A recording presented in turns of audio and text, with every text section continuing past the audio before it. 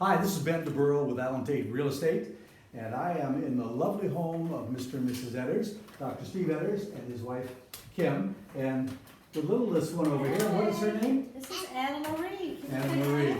So Boy, if you see a little head in the background, it's our grandbaby. So if you want a house for cuteness, this is it, right here. This is Absolutely. cuteness. So if I look down, that's what I'm doing. She's playing over here in the corner. So basically, what we want to talk about today is there's a couple of things that over the years that people like to know about a home. First of all, the home was built when?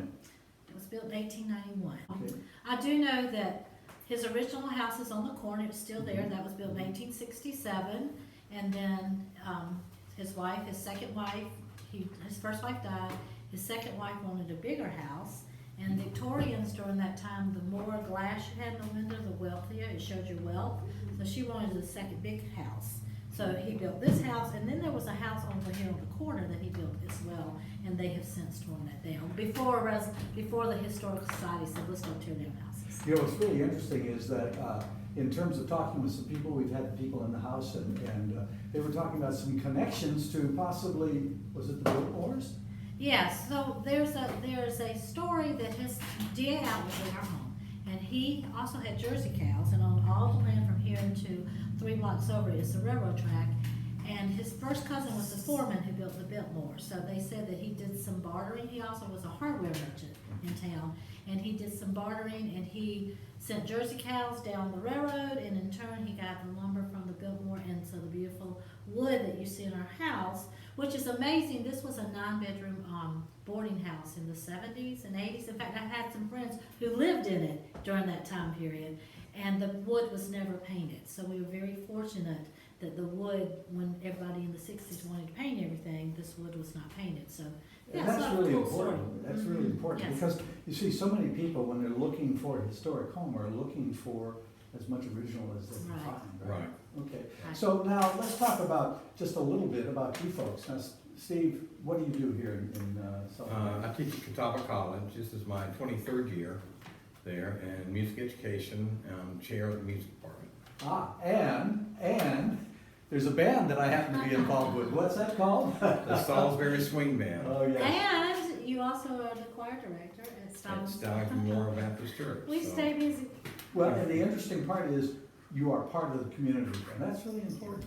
There's a lot to do here in this And community. in this apartment right here, when it was a boarding house, the man who directed the symphony lived here. So Fantastic. it's been a music house for A a lot long of time. music. Yes. I remember when I first started with the Salisbury Swing Band and all of the wonderful things in terms of being involved in the community here. Mhm. And so that's really the thing that we look for, a historic home. You guys were on the historic tour, so We talk were. about that a little bit. So in 2015, Mhm. every year at Salisbury, the Salisbury Historic Foundation has a tour of homes where they feature 8 or 9 homes. It's So- usually in October. It's usually in October. So that year, they asked us to be a part of the tour. And you have about 1,500 people coming through your house, and it rained. So we had 1,500 people with Of rain course, of course. coming through the house.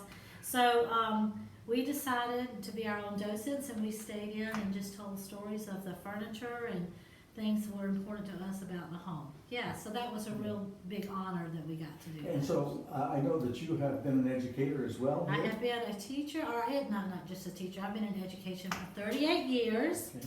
So I retired last June, sort of, but I'm now teaching again, and I do a lot of subbing. So education is just, and I like high school. I do high school. I like to teach high school, yeah. So that's what we do here. So let's talk a little bit about the home and the evolution of the home. So you guys bought the home how long ago? In 2000. 2000. Yeah. Okay, so you've been here 21, 22 years, right? Yeah, almost 23, going on 23 Great. years. And so talk about family and the things that you did in the house, the things that made it special to you. Well, we bought the Wanna home. I grew up in a house that was built in 1901, and my parents bought that house and completely redid it. So I've always had this love. This is in the lower part of South Carolina. So in fact, the house I grew up in still had a working where they bootleg liquor. So I just have this fascination with old homes. We came by this house. I said, Steve, I want this house. And he said, wow, I said, yes. How do you- I had never lived in an old Yeah. house before. I said, how do this you eat old. elephant one bite at a time? So what we Sure. did is, Absolutely. when we bought the house, the couple before us, I mean, had many owners, but the couple before us had done a lot of the work. So there were a couple bedrooms upstairs that did not have been done, so we did the front room first, and that was our moment of zen room. No TV, we had 3 kids, all in elementary and middle school, they all lived in a bedroom upstairs together, and we just, are do-it-yourselfers, we enjoy doing that, so we just did one room at a time until we got it all done. So the thing that I find most fascinating about the home is all of the hardwood floors, but each room seems to have like a theme. Right? So Yeah. when you walk into this room that we're in right now, Yeah, and I see all of this delf yeah. in this room. So talk a little bit about the history and why you New have York. that. Well, yes, my mother was Dutch, and her father was an antique dealer in Amsterdam. And she and my father met each other during World War II, and he brought her over here. She was a war bride, and with her came some of this Delft, these Delft pieces, collectibles, and we've just been collecting over the years. Yeah. And so the dining room became our Delft room. You know, it's really, it's fun when you start doing things of that nature. So what happens is that people that we're looking for to come into the home and to want to become part of this would have the same kind of feeling. Right. You know, that you want to find a home that you can make your own, Yes. but has the history behind it. So let's talk a little bit about the physical structure here right now. Well, and that's what I was gonna say, when we moved into this house, there were 2 bedrooms that had not been redone since like the 50s, and there, if you come and look, I have like scrapbooks, and you can look at these and say, oh yeah, I get it, because you have to sort of see this to understand. But what I liked about this house, and we looked at several of the older houses downtown, is every room has a closet in it. In old houses, you do not see that. In fact, the closets are big enough that a wire hanger will fit in there. Wire hangers were not invented when this house was created, so that was a plus. And what I really liked about it, there was two couples back. They started up on the 3rd floor with the remodel and came down. The whole house is central heat and air. And you do not see that in old houses. You'll see, you know, it's just, it didn't happen that way. So we were very fortunate that the whole house was heat and air, and that every room, in fact, what we laugh, our house and our bedrooms are so versatile. Our master bedroom used to be upstairs, and then the kids got loud as they got older, and I'm like, I do not want to be upstairs with teenagers. So I said, forget that. So for the first 4 years, our bedroom was upstairs, and then we said, you know what, let's take this master, it was an office in the back, let's turn that into a master bathroom. We designed it ourselves, made it with a walk-in shower and the double jacuzzi, and then we put our bedroom downstairs, and we have the whole run of the 1st floor on that side, where we can go from room to room to room to room without even coming out to the hall. So we call that today a privacy suite. Well, that's, Yeah. and it was, when you have teenagers, Oh, yeah, it really is a absolutely. privacy suite. Absolutely. Because they stay out the way, in the laundry room, we incorporated that into the master closet, because and that's the best thing I ever did, because it was so easy just to have the clothes back there. You know, laundry is never for you. So getting into a little bit more, of course, when this home was built, homes like bathrooms and things of that nature, that was not all indoor plumbing at that time. So Right. let's talk about the bathrooms of this Well, home. we were fortunate because this home was a 9-bedroom boarding house, right? So we had the plumbing already here, and the people before us had already changed it back from boarding house to a single family, to a single family home. But the claw tubs are sort of fun. There are 2 claw tubs, one on the 1st floor and one on the 2nd floor, and they both still work. But what they did, this Victorians, they couldn't figure out, when they figured out plumbing, they couldn't figure out usual, like L shape, so all the plumbing's in a row, straight in a row. That's why there's this set of steps back there that sort of go to nothing up on the 3rd floor, because when they put the plumbing in, they had to put the room somewhere.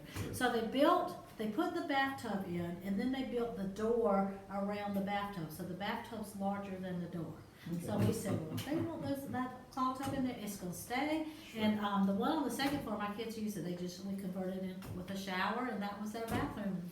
So in Or total- 45 steps, there's a shower up on the third floor too. So in total then, and we brought in someone to measure the home in the very beginning, because we wanted to make sure exactly what was available, and we discovered really that instead of 6 bedrooms, you had 7, not correct? We do. Or, yeah, it just depends on how you wanna do it. Like, when my kids were up on the third floor, you have 2 bedrooms in the whole run of the house. Mhm. So on one side, it was my daughter's bedroom, and then she had a boutique for a closet. It's like a sitting It was sitting like area. a sitting area, and Yeah. it looked like a boutique. I mean, that's how many clothes she had. And it's really interesting, because in terms of the square footage that you could count today, based on the way they measure homes, Yeah. you got close to 5,000 square feet, Yes. but in It's reality. really more than that. Yeah. Yeah, it's Oh, it's yeah. closer to, maybe 55 or even Because 60. you have the roof angle, Right. yeah, that takes part of the room. And then it was a playroom up on the third floor. We had a pool table up there on the third floor, and then it became bedrooms, and the older the kids got, they started moving down to the second floor, and so, this has always been an attic. You have a walk-in attic with cedar line, up there, so you can put your sweaters up there and don't have to worry about insects and moths getting to them, that was sort of a Sure. cool perk. Yeah, that's absolutely Mhm. wonderful. So I surmise here that I'm not gonna have a difficult time getting you guys to answer questions. So this interview could go on for a very, Yeah. very long time. Let's stop. So what I wanna do is get to some pertinent facts. Let's talk about the porch and Right. how you've utilized the porch over the years. Well, if you count the number of wine corks that have been, okay. Our porch has always been a place of gathering, and that was the first thing, and when we saw this with the wraparound porches, we said, Yeah. oh, to get the house, we wanna live on the porches, and we really do live on our front porches. Many nights, there'll be a Thursday night, friends will just stop by, we'll just sit out there, and have fun. In 2005, the back porch, and see, we're lucky that it's all overhang, so. It's a 3/4 porch. Yeah, a 3/4 porch. 3/4 and a half. We added the back porch where we screened that in. It's very private back there, and Steve and I have solved the world's problems and drank a lot of coffee sitting on the back porch. And the really nice part of it is that you have a complete concrete drive in Yes. the back. Yes, where you can we park do. A lot of cars. Yes. Yes. Right. Well, we've had weddings, we've had some beautiful parties here, and we had a wedding, we've had a wedding here, and we just used the parking across the street. It was on the weekend, they didn't care, you can park up and down the street. So, noise ordinance was not a problem, because you have to be quiet by 10, and it's a quiet neighborhood anyway. So it's always, we had a DJ, we danced back there on the concrete.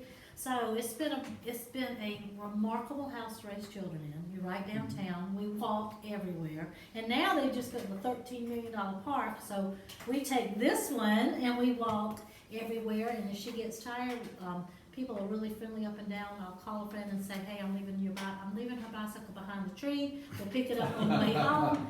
So it's just been a really cool place to No, raise we're- kids. Yeah, we're 4 blocks from Main Street and 6 blocks from the park, Yeah. the new park. In fact, we take the kids 4 blocks over is the train station. We'll walk to the train station, put the kids on the train, went to Raleigh to the state fair. They drop you off at the fair, you spend the day, come back and walk home. And we So just walk up. we walk to church every Sunday, so it's just really sort of cool. So if I were to ask you for one unique thing that you have absolutely loved the whole time you've been here, what would that be? One thing, Oh, there's lots. I guess, location. Yeah, I'm an old home person, but the location, because what happens in Salisbury, and I've lived in towns that did not have historic societies, Mhm. because of the historic society and this idea of we want to maintain the integrity of these old homes, you know, they give you some regulations like painting the outside of your house and that type of thing, but because of that, it is such a cool place to live. So just being able to walk downtown, having all the shops downtown, that we have so many people who live downtown, great restaurants, you know, breweries now have popped up and that type of thing. I was telling somebody when my daughter got married, we rented the trolleys and we parked right here on the street. And everybody got out on my porches and we all took pictures, and she got married 4 blocks down. So it's just been, I would think that's probably, yeah, location, I think has And been that's an Yeah. everything. One of the things that I do know about Salisbury, which is really, really cool, is the fact that there is great history and people love the fact that Salisbury is their home. Yes. Right. And so, you know, when somebody is coming in and they're looking for a way to become part of the community, you look at a home like this, it certainly is a way to restore it, bring it back to Yes. life the way that, you know, you want it to be. Mhm. You guys have lived here for 20+ years, you've raised your family, you've enjoyed the home. Yes. And now you want somebody that'll come in and love it as much as you love Yes. it, right? We do, that's what, That's right. we love our home, but there's just the two of us now. We live on the, we live on the first We floor. live on the Oh, first yeah. floor, and so, it's just time for you know, after 38 years in education, it's just time for us to start a new chapter. There's a season for everything, so we're just starting with a new season, but it is certainly has been just nothing but fun. Well, most days fun. Well, I want to thank you very much for taking the time to allow me to come in and talk to you about your wonderful home. Yes. And I know that there's just the right person out there that's looking for this kind of a home, and we will certainly find them, I know. Well, because this I house think, is yeah, gorgeous. it's gonna be the next special person. You know, we walked in, Steve said no, I said, yeah, we could do Yeah. this. Well, I only said no just because I was not a handyman at that Yes. point. I've learned a lot. Oh, yeah. over And the then, and years. what, you know, what we've learned about an old home is if you're gonna do it, you do it right. So you Yeah. use the proper tools, you use the proper equipment, Materials, the yeah. proper materials. If you can't do it, then you find someone who can because you just wanna do it once. Sure. So what I'm going to say is that we could get into a lot more in terms of detail, the number of bedrooms, all of the different things that you've done to the floors, the outside, how you handle all of that.